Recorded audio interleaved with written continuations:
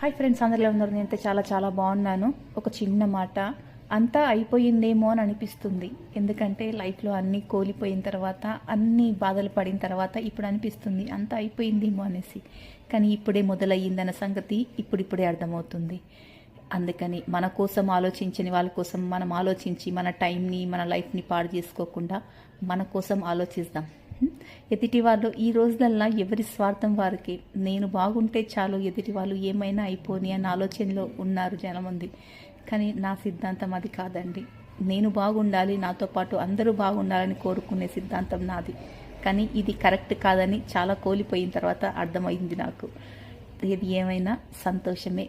ఇక ముందు ప్రతి ఒక్క అడుగు ఆచితూచి వేస్తానండి.